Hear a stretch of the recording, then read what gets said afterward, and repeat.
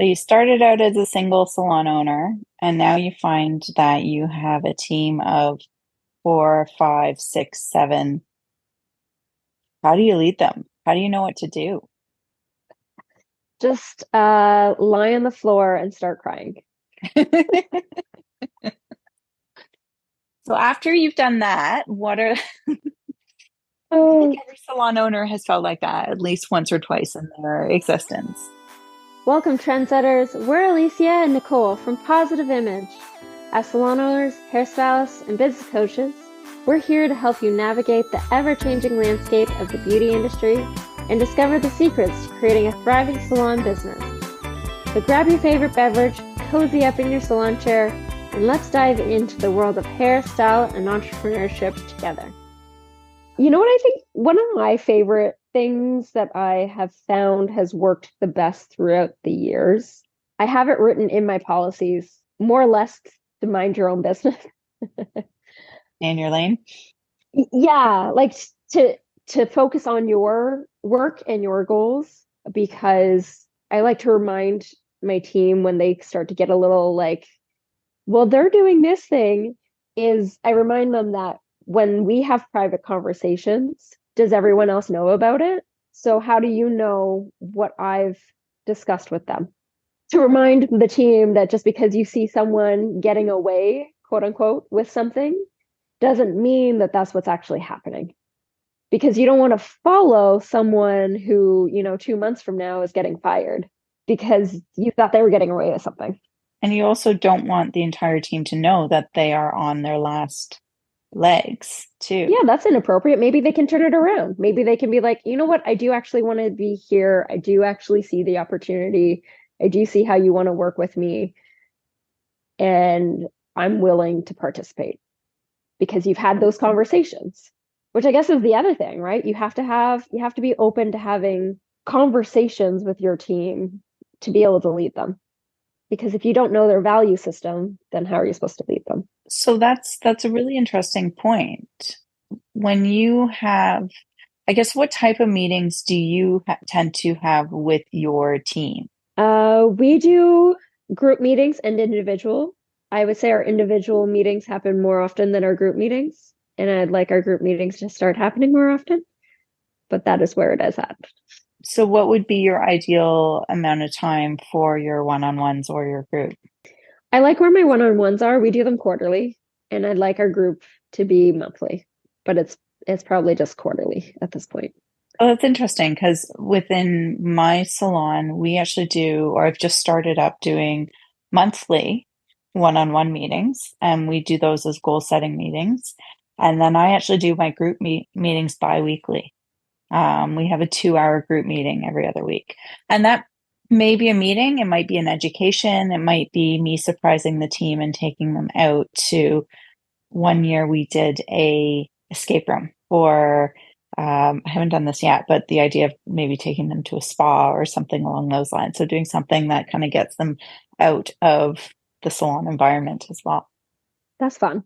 Everyone wants to know how you work that in, Work what in? The having the biweekly like a meetings? bi-weekly team meeting. I schedule it out. So every other Wednesday between noon and 2 o'clock is our meeting. And it's just in the Is everyone that works at your salon already scheduled to be there that day, or are some people coming in just for that? everybody's there except for one person who's my high school Hmm. assistant. But Hmm. everybody who works there is scheduled in that day and I pay them for the meeting. Right. So if it's somebody's vacation or somebody's sick, then that's understandable. But it is expected that there's no clients in the shop at that time. So if you are doing a client, then it's done at that time.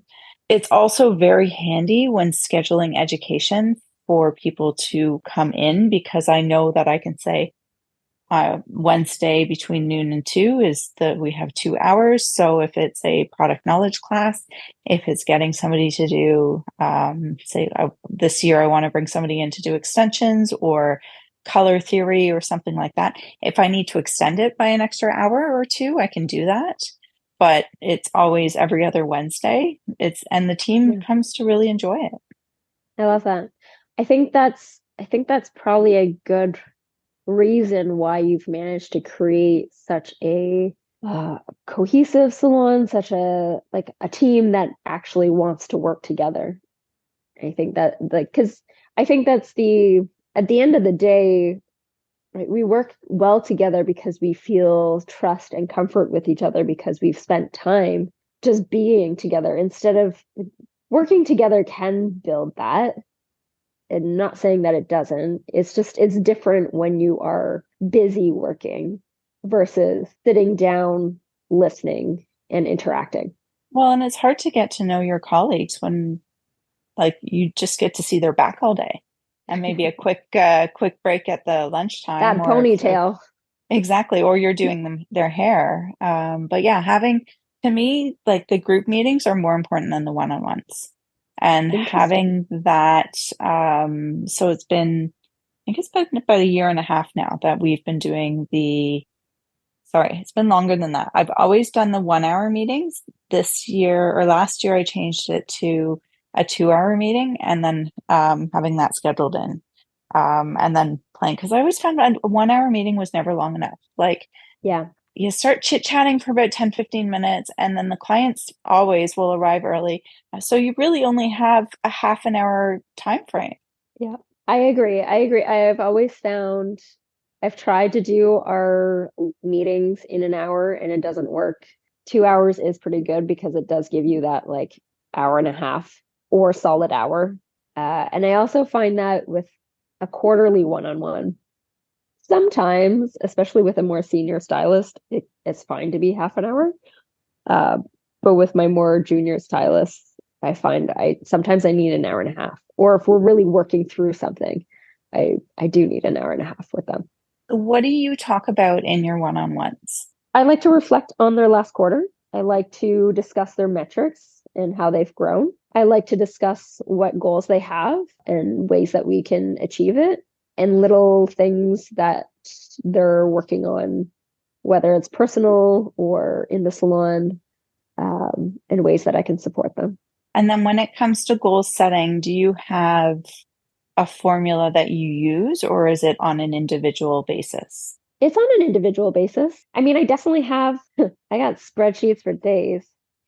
So, like, I do have a financial goal setting worksheet for my stylist if they, especially if they're trying to level up and make more money, so they can put in how much they're currently making, so they can it breaks it down so that they can figure out how many more clients per day or how much more like per ticket value they need to be selling for each visit. And I feel like just because I have a good understanding of numbers, I feel like breaking it down into the per person, per ticket amount is much more bite-sized and manageable for a stylist than it is compared to what I need to see. That's fair. What about you? I add 10% to their last month as a goal. And then I have a To increase by. to increase by. Hmm. And it because I chose 10% because it's a really easy number to figure out. Hmm. So if you are making $10,000 in sales in the month, like in service sales, then you would increase it by $1,000. Yeah. And so it's just a really easy number for them to get behind. And I do the same with my retail as well. And I always look at the rebooking percentage Yep. because I think that is an important conversation. So if they're not having that conversation about what products that they need, and if they're happy with the products that they're currently using, and then if they're not talking about their future appointments and scheduling something for the future, I feel that they're not doing their client the full service that they could possibly do. 100%. So those are the values that I like to look at. And if they're doing the rebooking and they're doing the product sales, then their service sales, because we're in a service industry, we're here to serve people. Your service sales should be increasing month after month as well. And then I always like to put a little reward in. So within my salon system, I can actually give them money. So I give them $25, for example, $25 of Manzer bucks or Manzer hair dollars on their account, and they can use that money to buy product within the salon. Nice. So if they're doing really well by hitting their retail sales, then they don't have to spend their own money to their product. And for me, or for the business, it's not going to break our bank. And again, it's going to help strengthen their knowledge of the product, and them using the product and loving the product is also going to help them sell too. Yeah, I like that. And you find that's motivating for them. So far, they haven't told me otherwise. I think that's something that's interesting, just learning over the years, like little different competitions that I've created within the salon, like who gets excited about it and in which ways. And I don't know, for me, like the way my brain is, I feel like when I was a stylist, I was still thinking about my income. I didn't have income coaching where I was. I knew what my numbers were, and I knew what I wanted, and I knew what to do. Whereas I find most stylists don't know. And so they're not motivated in the same way. Whereas when you make an internal competition, or even like you're doing month over month, if you hit your goals, then you get a little treat, a little gift, then I can see how that's exciting, right? Funny you mention it, because the first time I did the goal setting, I did it as in a group meeting, Mm-hmm. and I went through everybody's retail goals. And that in itself actually created an internal competition that helped perpetuate the retail sales even further. And so on the system we use, we have an app on our phone that Mm-hmm. actually tells them, and they can set their own goals with the app on their phone. And so it's a great way for them to see how they're doing, or the percentage that they're doing. And if they actually hit their goal, they get this little unicorn. Oh, that's amazing. And so that has become a phrase in the shop, as like, I'm unicorning this month. I love that. So it's really great. Oh, I love that. It's just putting me in thought mode. Oh, good. One of the things that I've been thinking about, and I just did this with one of my coaching clients. We were talking about her as a leader and how she can become more effective as at leading her team. And so I created for her a survey that I sent out to her team, that is a blind survey. So she doesn't get to see their answers. I'm just summarizing it for her. But I've been thinking about doing that for my team, and just getting that survey and coming up with creative questions. Do you feel like you're being valued, or is there any service that you think the salon's missing? Or is there any service that you don't understand how to perform? Or do you like working here? And so with getting the feedback from my clients team, it's been such an interesting thing to see that they're able to say things to this blind survey that they probably wouldn't feel comfortable saying to my client, and then having that feedback to lead like your team forward. So that's something that I've been toying around with, for this year coming, of like, how can I lead my team better? How can I get the information that I need to make my team feel valued, feel heard, Yeah. and that then I can acknowledge, because I think that's an important word too, is acknowledging what your team is doing and where they are going right, and doing it in your one-on-one, but also doing it in your group meetings too. Yeah, publicly acknowledging, publicly giving credit.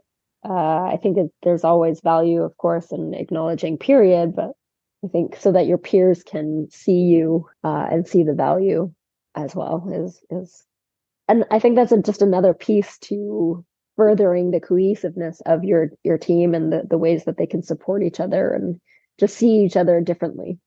What do you think that you do to create your salon culture with your team? That's a really good question. I think that's a question that a lot of salon owners actually don't ask themselves. We're Um, afraid to ask ourselves. or yeah, exactly. What would I do to create a team culture? Well, I think that the culture stems from the leader.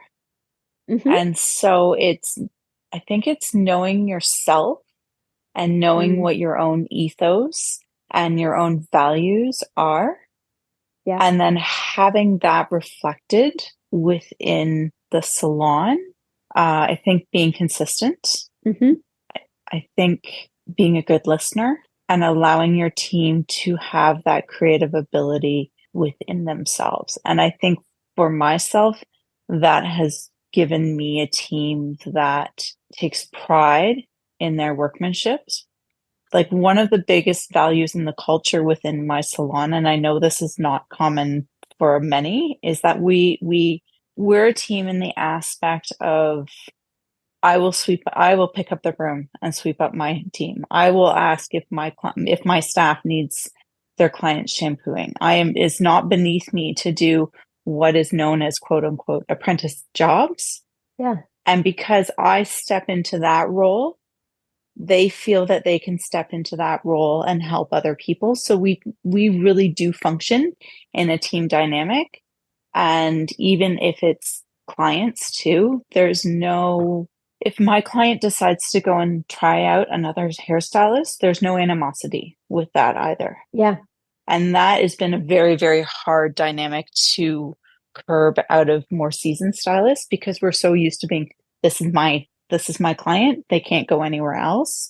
Where it really is a team environment. And we've had clients come up to us after they've sat in one of our stylist chairs going, I'm so sorry I couldn't get in with you. And we're like, it's fine. You look great. They did a great job on your hair. Like, I love the fact that you can come to the salon and not feel like you have to pick and choose what stylist they. So if you want to experiment with some of the different stylists, then go. 100%. So I think that that's the way that I've created that culture within my team. But I'm going to ask you the exact same question. Where do you think you have created culture? I'm going to respond to what you said first, in that I feel concerned if it's not common for the owner to be an assistant. And I think I'd want to, whether salon owners want to get a little huffy about it or not, if you're not being an assistant in your salon, if you're not doing all of the tasks that need to get done, and I'm not saying you do them all the time, I'm just saying that when they need to get done, you're willing to do them, because obviously there's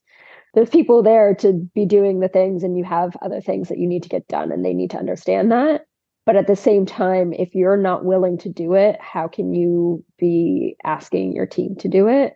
And I think exactly what you said about leading by example, and the leader is the one that creates the culture, is exactly that. If you can't do the assistant level things, how do you expect your team to support each other on a day-to-day basis? So I love that, and we definitely do that as well. And the same, the ability to make your clients as a whole feel okay and welcome to see any stylist. It one creates security, peace of mind for an owner who wants to be on the floor less days. It also creates opportunity for your stylist to feel okay to take a holiday, to be able to take time off and be okay. There was one thing that I always loved when I worked for John Steinberg. There's one point when there was a salon that opened up around the corner, and I was just having a conversation of like, oh, like how do you feel about that? And his response was, oh, there's more than enough hair to go around. And I think that's often the problem that we have as hairdressers, whether it's in the salon or salon owners, is what we get in our head that our clients are our possessions, and that if we don't own them, we won't have income anymore. And that's just not, we're in that lack mindset instead of the abundance mindset of there's more than enough to go around. Yeah, please take care of my client because I'm too busy to have that opportunity today. I think that's my hands motioning to mind blowing mindset. It's the collaboration rather than competition. Yes, And when we collaborate together as a team, as an industry, whatever it is we do, everybody wins. 100%. When we have a competition mindset, that is such a negative mindset. And I love that John Steinberg was of that mindset because it really shows true to him as a leader and an educator and a teacher. And it's, yeah. and look how many people that he's touched, that way of thinking is now reflected on probably many salon owners in the Toronto industry. So many salon owners that worked for John Steinberg. Yeah. Yeah. I could list off a few. So yeah, what do I set? I think I think that those are definitely key things I would say I just do naturally. I think I also like to evoke to my team that every human is equal. And even though we may be a higher end salon and our prices are higher, that just because someone walks in or we answer the phone and our prices are out of range or our space isn't for them, there's never any reason to treat them like they don't belong here, or to say, yeah, sorry, bye. I really like to encourage my team to say, oh, well, like there's this salon down here or this barbershop over here. Definitely check them out instead of making someone feel like they're not welcome. And I like that to bring that down to, even if you have someone who comes in and they're kind of just looking for the washroom or a glass of water or just to talk to someone for 5 minutes, or maybe just 5 minutes of warmth, to treat everyone as equals and that there is no higher or lower, because I want that to also translate to the team. So whether you're an assistant or a senior stylist, it doesn't matter. We all help each other. We all get the jobs done. It's not beneath anyone to give the toilet a quick scrub because it's dirty today and it hasn't been gotten to for whatever reason, or to wipe down a chair, or to pick up the towels because that stylist is running behind and you're done early or you're waiting, and just pitch in and help take care of each other's clients, make sure that they have a beverage, like all those little things, I think are the really important parts of just having that team and having that culture where we actually respect each other and take care of each other. We also have core values, which are in our policy handbook. I don't have them up anywhere. I do remind everyone of them, but I would like to eventually actually just put them up on the walls in the back room. So it's a bit more of a in your face daily reminder of our core values, which kind of surround that, being kind to people, teamwork, seeking learnings at every opportunity, no matter what the situation, gratitude, and I think presentation, which is a whole so many different things in there. Yeah, I think those are where we find our culture pieces. And I think having something up in the back room that kind of mimics the core values or is there where it almost becomes the subconscious thing. And you could even turn something like that into a really cool piece of art where it's just take the words and put it on a tree or something like that that represents your salon and that represents, if you have sustainability and you have teamwork and you have whatever words really feel like the right words to you, I think that could be something that really resonates with the team. And yeah, you almost want to get it in there, like subconsciously. Pound it in. Pound it in there. Just poke. Exactly. Poke. Do you have daily systems in place or like ways that you acknowledge your team on a daily basis? No, no, I don't. I think the way I acknowledge the team is like I see it and say it. Mm. So that way it comes from a genuine place. It's not just a predictable, like, I don't know, when I hear the word daily systems, my mind goes to like, this is the employee of the month. Like it just becomes a bit more predictable thing. But I love really being that, like for myself, that authentic, like that color looks freaking amazing. You did such a good job. And pumping them up in that way when they do really well, or with the apprentices when they grab one of the stylists who's not busy and take them down to we have a little basement section of the salon, so they take them down there to do education. Like, yeah, good for you for taking the initiative to do that. And so just like feeding that side of things is I think where I like to do it rather than having like, yeah, a system. So I think the say it, see it method the one I use if I had to put like a catchphrase to it. I like that. I think that's a good reminder too. And I feel like that's a good reminder even just as a team to support each other, right? By complimenting each other. I know we've discussed before that that's not always my strength, is complimenting my team. So I am actively always trying to find ways to compliment my team. It's just not the first thing that I think of. Not that I don't see them, and it's not that I don't like what they're doing. It's just we've discussed it in the sense that I don't necessarily favor compliments or find compliments to be genuine, which is my own issue. But what one person or a salon owner or yourself could do is at the beginning of your group meetings, Hmm. if there have been a slew of Google reviews Mm, and a stylist has been named in them or a few stylists, like actually reading those reviews out loud. I like that. I really like that. I think it's an easy way to acknowledge people that's still going to have value, still going to have recognition, and allows someone like myself to feel more comfortable or more natural in those complimentive, speaking of them kind of position. I like that. That's great. Well, and it doesn't sound fake either because you're just reading somebody else's words. Yeah. So the knock-on effect of that is because they're hearing the Google reviews, they might be more inclined to ask their client for a Google review too, because they really enjoyed the Mm. way they felt when it was read out by you. Yeah. Yeah, that recognition felt good. It hit the dopamine. Exactly. So they want more of that dopamine.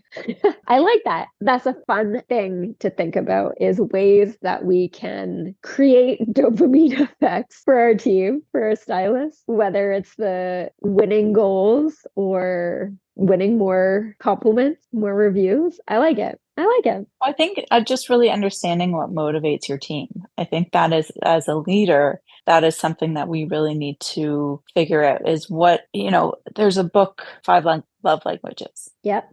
Really understanding what is your team's individual love language. Hmm. Is it words of affection? So is it, acknowledgments?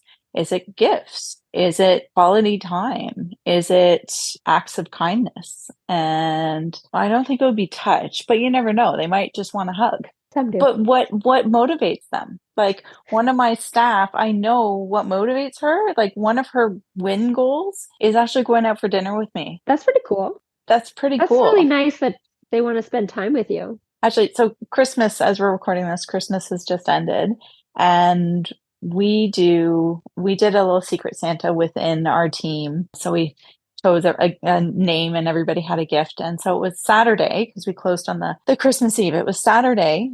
We closed the shop half an hour early. So we usually close at 5. It was 4:30. Everybody stayed till about 5:30, 6 on a Saturday to do this little Christmas party. And one of my senior stylists on the way out, we were talking about, staying. And she's like, it speaks really highly of you, Nicole, as a leader, that everybody is happy to stay an extra hour after work on a Saturday just to spend time with each other. And that touched me in such a beautiful way because it's true. Like I know some of the jobs that I've worked in the past. I can't wait to get out of there. Christmas, like I'm off for a week. I'm out of there. I'm done. Like See you later. happy Christmas, but I gotta go. And so it just was such a nice way to be like, yeah, like my team really enjoys spending time together. And that for me is a reflection of me as a leader. So yeah, that was a nice little Christmas bonus for me that I didn't even realize that was coming. Oh, that is nice. I do enjoy those moments. I was thinking of one other thing I wanted to add. I feel like we've touched a little bit on it, but we didn't necessarily say how to do it. And that's figuring out what your team value system is. And so, yes, there's, love languages is a great way of learning how to have your team feel like you appreciate them. But we have to actually sit down in those one-on-ones and ask them what they value. Ask them what their goals are. And I was talking about this with a friend recently about, we have financial goals for the business, of course. I think that's a business. There's always going to be financial goals. But that doesn't necessarily mean that your team's goals are financial. And to sit down and ask those questions to figure out what those goals are, it doesn't mean we aren't still seeking growth in their day to day or in their schedule, but it's figuring out what ways they value that and what ways we can help them achieve those goals so they actually enjoy their day to day at the salon even more and work harder to get the goals that they want, because now they actually see how they can achieve maybe not monetary goals, but physical goals or external goals. Well, and then you as a leader can actually help support achieve their goals too, and celebrate with them when they do achieve those goals. Exactly. And so it strengthens your relationship with that employee or with all of your employees, because now you have a piece of the pie. Now you care about the things that they care about. Yep. And so it makes you become a better and a stronger leader. 100%.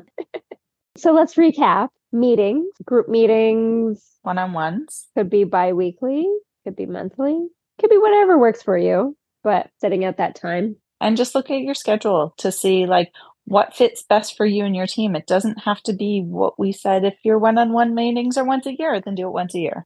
Yeah. If your group meetings are never, then do them never. But you got to have what fits best for you. And individual ones, same thing, but cover more personal goals. Really focus on or think about what the culture of your salon is. And are you embodying that culture? Team gathering, just making sure that you embody what your salon culture, or even put words to what you think your culture is. And acknowledgements.